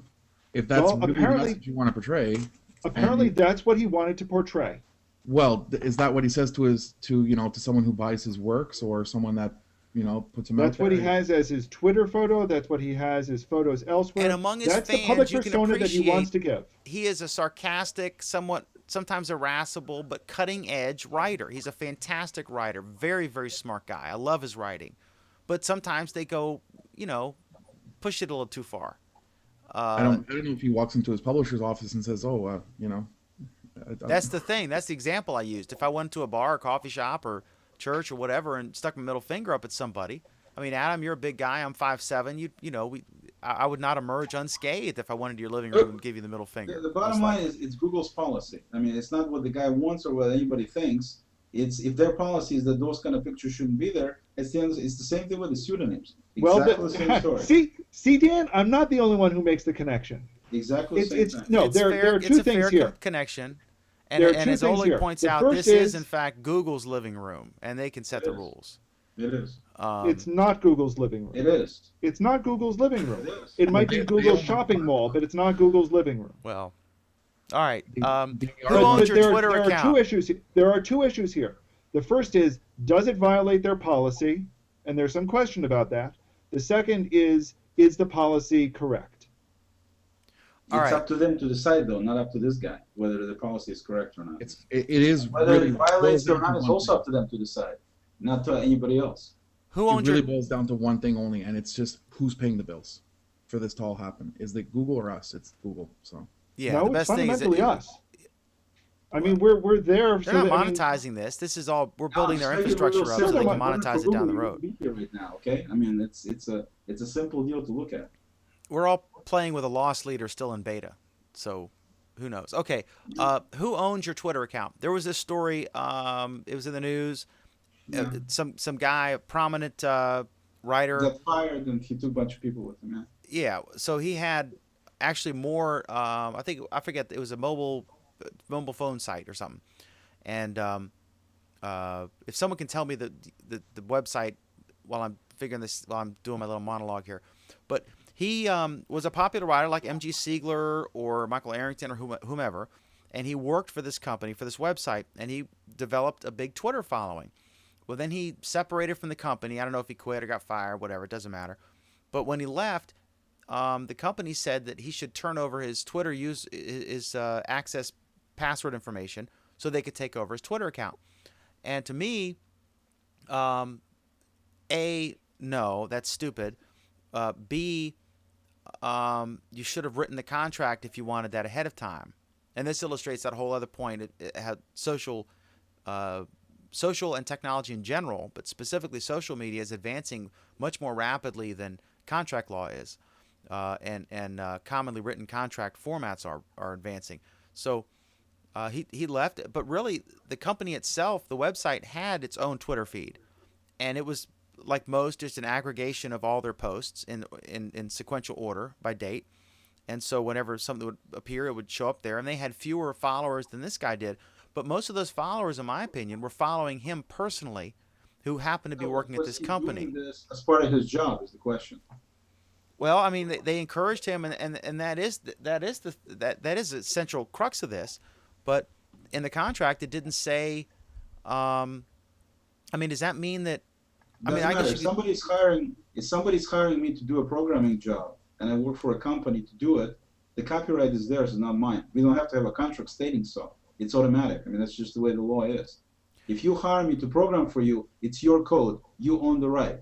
So that's to me, not the same thing as an extracurricular activity that you use to promote your job. But really, you signed up for it yourself. If Eric Schmidt left Google, would he be obligated to turn his password over and abandon his Google Plus profile and his Twitter account and his Facebook page? No, but those were his Google profiles or personal profiles. Was he doing this on the job during job hours or not? Even so, I mean, if I That's it. What do you mean? Even so, if he's working for a company, started the account for that company, and he's doing tweeting on their behalf during work hours, how is it his? But theirs. it's a personality-driven thing. Those people were following him personally. They were following his name, and he Well, it happened to says- be working there, right? what was If the it's- name of the account? It's Was their it account. name It's or- their Anthony, what do you think? If it says his name on it, if it says, if it says his name on it, it's his. It's not the company's. It's Right. his. That's my opinion, anyways. well, it's much more complicated than that, though. I mean, here we are talking to Dan McDermott. Is this his? Is this his newspapers? Yeah, this is his show. I mean, I don't know what your question is, I guess. That's a different analogy. Well, it's not If- entirely a different. I mean, the question is, just because you're talking to me, are you talking to me as a representative of of some company, or are you talking to me personally? Right. Am I talking to you as a representative of that company, or am I talking to you as an individual person? The impression I get is that although they had a separate Twitter account, that even the name that was on this Twitter account indicated his affiliation. The information that was in the profile indicated his affiliation. Because Was I mean, everybody puts where they work. I mean, if I say host of Google Plus Week or newspaper guy or whatever, Anthony Wegmans and the $873 million man or whatever we're doing, and that's interesting. Mike Elgin, we were chatting earlier on his site. He has Elgin Media, right? He writes columns for a magazine and a website, but he has Elgin Media there. I wonder, that's interesting. I'd like to ask him that question. If the reason he says that description is to clearly differentiate that his social media presence is his own property. I mean, like if Maybe I this is going to go, become a new thing. Now you're going to have to stipulate that. Listen, my Twitter followers are mine. Period. If that's the case, okay, if the case is that they could take that away, then every single musical artist, such as Britney Spears and all these other ones, when their contract with the record label is over, that means the record label could just take their Twitter account and take their Google Plus and Facebook account. Yeah, right? but it's a little different, Adam. I think it's different when somebody hires you and you're sitting at work and you're doing, writing, blogging, whatever on their behalf about Right. their content. Right. Then to me, it's different than Britney Spears, who just basically, has the agreement with the music company She's to do whatever she promoting does. she's promoting her album and her songs, which are property of the record label, not her. She doesn't own any of that. She doesn't probably own her doesn't music. own herself in a lot of cases. Right, with That, her in that general. probably didn't quite come out right. But I mean, Your most- image, her- yeah, her- like a TV reporter. I mean, they can't just do stuff. Their image, their picture, their name, their image is all property of that station during that contract period. They can't just go and do something. They can't do a charity benefit or something without the station's permission. They couldn't be on my show. I've had that Yep. problem a lot. I have a lot of friends. I have friends But on it's in the different TV stations in contracts. DC. I have friends at Fox News Channel, and I've asked to interview them, and I can't. We correspond all the time. I have a good friend. I taught one guy who's a senior producer at Fox. He's a big guy. He I taught at one of his classes, or I mean, I gave a lecture, a Q&A with his college students, and I asked him to come on my show once, and he said, I can't. PR people won't let us. It's in our contract. Well, if Even you got though- some people there, why don't we do a McDermott factor and see if Bill can come over? Yeah, Bill's hiding under his desk. No, I'm just kidding. He's No, I'd be big- so intimidated going on that show. Are you kidding me? He scares me. He's a smart Yeah, cookie. I'd love to talk to the guy. All right, so we don't agree on this. I think it's interesting. I think clearly you could write a contract. This is just a lesson. You'll get it in writing. Make it clear that but you never know if a star is going to erupt. Well, So I all of a think sudden you can write this killer article and it blows up, and then all of a sudden this person's a celebrity, and holy smokes, he or she's got 40,000 Twitter followers all of a sudden, and but I think it's largely based on the person, to a I degree. think it's going to be an issue. This is one of those cases where the law and what people have expected in the past hasn't really caught up with the internet reality. Yeah, exactly. And I think that's actually a good segue into our next topic. Which is internet mob power grows. GoDaddy drops SOPA. Yeah. GoDaddy Yeah. drops the soap. Yeah, okay. I don't want to dwell on this too long because this is totally a thing. But I can't comment on that issue. yeah, my 2 cents is SOPA's bad news. Okay, it's well intentioned, perhaps, but the practicality is it really is bad. And the big test for me is that every single person I respect and admire for their intellect and their ethics is against this bill. That's And me the you. people who are for it are big corporations and their lawyers and the politicians that they donate to. So right at that point, I'm suspicious, right? And then as you look into it more, and I've read most of the bill, I haven't finished it. I keep falling asleep as I read it. It's 78 pages of really boring stuff. And I keep getting distracted by when that little red thing clicks on my Google Plus page. But it's bad news, and I'm scared of it. And but the big disadvantage for the folks who are against it is it's not an issue that most people care about or could understand or get passionate about. So my thinking is, yeah, GoDaddy screwed up, and I don't know what the hell they were thinking when they initially supported it. But my thinking is that it's a waste of time to spend your time switching your domains and spending money rebuying them somewhere else when you're not going to get a refund from GoDaddy. What we need is a good website, advertising campaign, some kind of lobby to form that will, in layman's terms, explain why this bill's bad in a catchy way, like with a Will.i.am TV commercial or something like that, And instead of spending money switching your domains, which will have no effect because GoDaddy gets more new domains every day than people who are switching, and they're going to survive this. They survived the elephant poaching CEO or whatever, and they're going to survive this because they basically recanted. Dan, We should spend our money on something that will work, and that's educating Joe Sixpack so they can understand this issue. Here's the thing. Domain names are not a Joe Sixpack issue. They're an issue of the tech crowd. And people who are already tapped into this issue are tapped into understanding what a domain name is, and they're the ones who are leaving GoDaddy. And if somebody like Wikipedia does it, that has an impact because that makes news. But nobody's going to shut down GoDaddy. They're huge. Nobody's gonna, and like Anthony was saying, they're really good at what they do. It's a good company except for this one thing. It's not a good company, but that's completely to the side. That's completely to the side. The issue really boils down to basically the people who have been supporting GoDaddy suddenly turned their backs on GoDaddy, and GoDaddy got scared. They got really, really scared really, really quickly. The Friday before Christmas, their salespeople were calling up, trying to find out why people left, and were desperate to get them back. GoDaddy was terrified. When someone like Jimmy Wales, who's a hero to every tech person and every intelligent person, just about, says, I'm going to dump you, that's a big deal. That's like I don't think GoDaddy is going to collapse from this, but I think GoDaddy has been pretty badly damaged from it. Mm-hmm. And I think that the reason why I lumped all three of these items together under Internet Mob Power Grows Big is because these three items are showing in a very clear way how the power of the internet is kind of driving major companies, major and minor companies, to suddenly make about faces in their decision. Big companies are increasingly realizing the internet has power. And in the same way that we talked earlier, and I don't want to get into this topic, but the thing with Leo Laporte, who's a personal hero to me, when that blew up in Gawker, and it turned out to be a BS story that all the Office people knew and everyone involved knew, and it wasn't a big deal, but it taught him to, next time Gawker sends you an email, respond to it.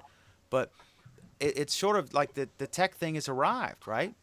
Because if there was some kind of scandal involving an ABC, NBC, PBS anchor, that would have been news. And the fact that not obscure, but I mean, not in your face to every American person. I mean, a lot of people, I would say, like to mention him, and they wouldn't know who he was. If you're not into tech, you wouldn't know who he was. I think it's kind of like it has arrived, and it's almost flattering in a way that this would get the attention of Gawker, that some pure tech popular person, some alleged turned out to be non-scandal, and Gawker is a sleazy website, and I've had issues with them before, but I think it's kind of like we've arrived now, this whole niche. Does that make any sense? I mean, there was an article that actually posted on my feed that talked about the fact that right now companies, the deal about your comment about arriving, is that the social proof is a huge thing in people's minds when it comes to marketing. And so if you look at that being a fact, and then you look at the fact how many people are doing social stuff, the 800 million on Facebook, the 62 million on Google+, and on, you wind up now having people be immersed in the social proof concept, and thus it having the kind of impact that we're seeing it having. I think that's why. And I think Oleg's nailed it. We talk about it in terms of technology, but really what it is there are social forces that are rallying around online, that are rallying around these very popular social sites. And in doing that, they're able to wield a huge amount of power. I think GoDaddy is one example. It focuses on the fact that here is the tech community rallying around, getting the news out amongst themselves, and making a relatively big company in the field do an about face. Yesterday, Verizon announced a $2 surcharge for certain billing procedures. This is not an unusual charge. There are tons and tons of companies that do this all the time. But when Verizon Wireless announced it, there was a huge rallying cry on the net. A whole bunch of Verizon users screamed against it, and today Verizon did an about face. The whole thing about that, and I'm going to go back to WordPerfect, is when WordPerfect came out, remember it was great, right? WordPerfect for DOS 5.1, and they did 6.0, which was kind of cool, but 5.1 was rock solid for DOS 5 or whatever it was. Well, And they had 800 number tech support. It was free.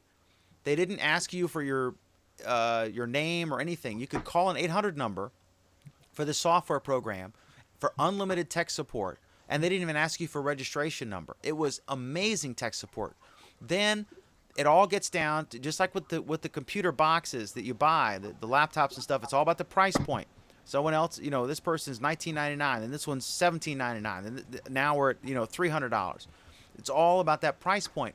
And so because it's so incredibly competitive, especially with online competing with brick and mortar stores, it's all about the price point. So now what they're doing is they're artificially lowering the price point and then charging you, like, oh, if you'd like keys with your car, then it's an extra fee, or if you'd like, a gas tank. And so that's what they're doing. And this fits into that whole scam to try to fool people. And Verizon's, it's more expensive anyway. I don't know if it's more expensive than AT&T. Sprint's the best option, even though their customer service is absolutely horrific, terrible. And I've gone through the ringer with them. But it's a terrible company. But they're not as bad as Verizon. And and Verizon's probably not as bad as AT&T, but arguably either way. But this all gets down to, be honest. Tell me how much it's going to cost, and don't nickel and dime me with all these stupid fees that don't make any sense and you can't explain. Isn't that what this is about? I mean, just be honest. Yes, it's about that, and yes, it's about bad PR. And my last point, the last one I had there about ocean marketing was an example of bad PR as well. But really, what it boils down to in all three of these cases isn't just that they messed up their PR, isn't just that they were doing something stupid, isn't just that they were nickel and diming or they were hurting their own customers or pissing off their own customers. What it fundamentally boiled down to is the power of the internet, the power of a couple of people to rally a whole bunch of people against the big company. It's no different than the whole thing with Egypt. I mean, it's exactly the same concept. It's exactly the same concept how it's working. Verizon is exactly like Hosni Mubarak, correct? No. I'm just saying. I'll make that analogy, sure. Adam, are you for or against the $2 Verizon fee? Do you want to weigh in on this controversy? This isn't about for or against a $2 Verizon fee. I know. The fees that he stuck with are far worse than anything we get down here. Trust me. Okay?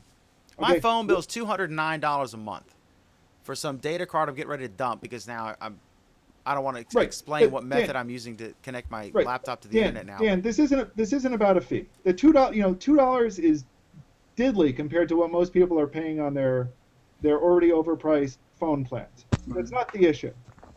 It's not the issue. The issue boils down to is people got annoyed. They now have a rallying point to get annoyed together, and in doing so, they can wield tremendous change against others. In that, if this is a year in review, this is our last show of the year, we've seen the power of that for the entire year. That's been the hallmark of the year. And here's just 3 examples from the tech industry just in the past couple of weeks. And that's not necessarily good, by the way. That's not necessarily good that you have that kind of power. It could be misused. All right, let's move to ocean marketing, and we got to cut. I mean, we're way over time. Way over as usual. I'm probably going to be banned now from this thing. Ocean marketing, Alan, this is an awesome, great story that just, it's awesome. I mean, go ahead, Alan. This is hysterical. This basically is, Ocean Marketing was a company that was doing some sales and marketing for a kind of specialty game controller for Xbox, and I believe their primary market was Xbox. And in doing, basically they were, building up excitement about it. They've got this release coming out. It was going to be out in time for December. And one of the people, after he had placed his pre-order, had emailed Ocean Marketing and was saying, hey, what's the status of my order? And he got back a kind of flippant response of December 17th. No word if that's when they ship, no word if that's when you're going to get it, but it was just kind of a flippant reply. So the guy said, hey, you've had my money now for a couple of months. Is that going to be when they ship? Is that when I'm going to get it? Basically, boil it down for me. Am I going to get it in time for Christmas? And he got back a pretty rude response. A little more back and forth, and he finally took it to the next level. he emailed a number of people who were pretty notable in the game industry, including one of the founders of Penny Arcade. And, what these guys do is they do a comic strip that I don't recommend anybody read, and they run a gaming convention twice a year, one on the East Coast, one on the West Coast, PAX. So he included them and IGN, who's a popular gamer newsletter, and a couple of other big names in the gaming industry, included them in the email reply. And Ocean Marketing basically wrote back saying, I don't care about those guys. I know them all. They're all in my pocket. If I want to go to PAX, I'm going to pay the money and I'll go to PAX, and they'll let me in because they want my money. And this is when a bunch of these guys, a bunch of the guys stepped in and said, hey, wait a minute. If you're treating your customers that badly, we don't want anything to do with you. So they basically threw him under a bus, and over the course of the next 24 hours or so, the entire internet gaming community essentially threw this guy under the bus. So it was a PR disaster on his part. He basically annoyed the wrong people. He treated his customers badly, and he tried to dig himself out of a hole in completely the wrong way. It was a classic fail, right? It was utter fail. Ocean Media was basically apparently one dude, right? One idiot. Yeah, it was one guy who was running a marketing campaign for another company. And it was just because, I don't know, man, it was a fail.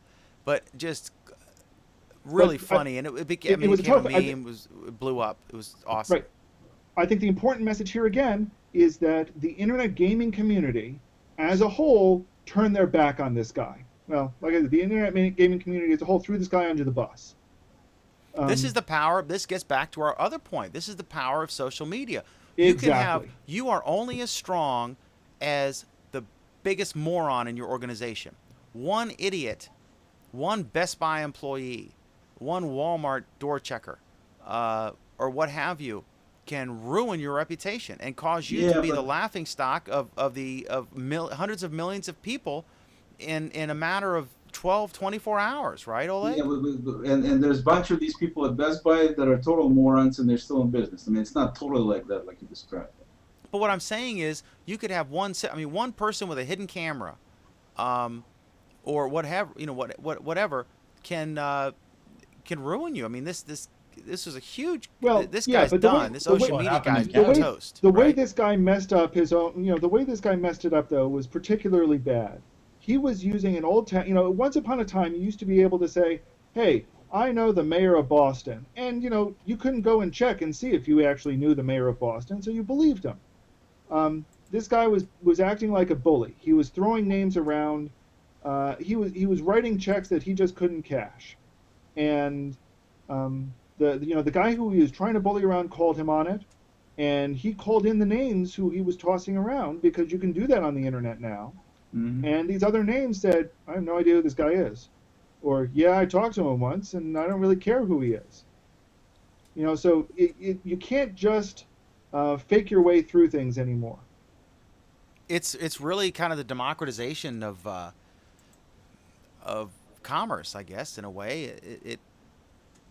The people know. You can't sweep stuff under the rug. Anybody can have a camera now. You can buy. I mean, Adam addressed this. You're kind of in this business, right? You can. I mean, how much would it cost me to get like 10, 15, 20 bucks to get an HD camera built into a pen in my pocket?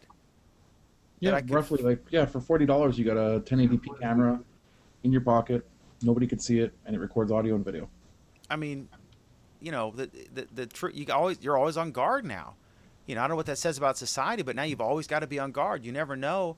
Like I know. I mean, because of what I do. I assume everything I do is public, right? But I've always I'm always on guard to a degree. Before I let someone take my picture, if I was holding a beer or something, I would, let me put this here before you take that picture, because you never know. You never know what's going to happen, right? This, in some ways, goes back to Google Plus, and with Facebook, it's common knowledge that everything is public. With Google Plus, the advantage of it is that you can start making things private. You can keep things within your circle, and if you trust the people in your circle, you've got a pretty good chance that it's going to stay there. That's the power of Google Plus. That's what Google Plus wanted to tap into. This So also that you struck me as a fair thing because this one guy who was a complete ass, real moron, idiot, real mean and rude and just unprofessional, total jerk. But all the wrath seemed to be on him and Ocean Marketing, not on the game controller manufacturer. They kind of got off and they said, hey, we're sorry, we screwed up. But they're really not. Nobody's, even everyone who wrote about this said this controller is great. Even the guy who received all this idiotic correspondence, another stink bug has just landed on my face on a show. But like it's all directed at that. It's kind of fair criticism now because when you become an internet meme, it's usually a fairly intelligent audience that's evaluating it, right? And the Yeah, comments kind of. wouldn't say usually. I I mean, would think it so. all Certainly on depends Google on who you're Plus, maybe not involved on with. Facebook and well, but Twitter. the more facts are out there, it's harder, not impossible, but it's harder to spin things because more and more facts can get out there and be presented. At the very least, if a set of facts comes out that has contradictory information, somebody else can introduce their contradicting facts. Okay, are we good on this? Are we Yeah. good for tonight for the show? I got to do a quick close and then we can hang out and if you wish. Okay. All right. Thank you guys so much. And I want to just say this has been a real thrill for me. I'm in Virginia. I'm a radio guy from the 80s. And then now I'm doing this and I have 3 newspapers and I found out about Google Plus. I guess I read an article or something and someone sent me an invite and I got in somehow. And I've met so many wonderful people. Like I'm looking here at this hangout, all these folks, and some folks who were here earlier, Harold and Bruce and my dear friends here, Anthony and Oleg and Alan, Priz, and so many others. Adam's here. This has been wonderful for me. I've so loved this. I started this show. I was doing McDermott Report, which was a general news show, and I had Christina Trapolino, who's just a wonderful dear friend, and this show basically grew from trying to give something for her there. I wanted to highlight Google Plus and with Christina, so I said, well, let's do a show about Google Plus. And so we started it, and then she got into some other projects and couldn't do it regularly, and so now she's got this I think they got a website and she's got this great new job. Good for her. And I've met so many wonderful people and been able to interact with so many wonderful people because of Google Plus that I never would have met or encountered or been able to exchange with on Facebook or Twitter. And those services, I still use them to a much lesser degree than I use Google Plus. And I wish everybody well. But I'm really excited to see this making everyone stronger. Competition breeds strength in everybody. So this is great. And I want to thank everyone who watches. We range anywhere from 1,000 to 4,000 views for this show. In a week, and then it grows from there. And I appreciate it. I really do. It's fun. I do this for free. I mean, it's just a fun gig for me. But I've met so many wonderful people and learned so much. So I want to thank you so much for a great 2011, a wonderful Google Plus year, and I'm so looking forward to next year. So thank you very much for those of you who are watching, and any of the I don't even know exactly how many different places this is, but thanks from the bottom of my heart, and I look forward. I'll be back next week with another edition of Google Plus Week. I'll see you then.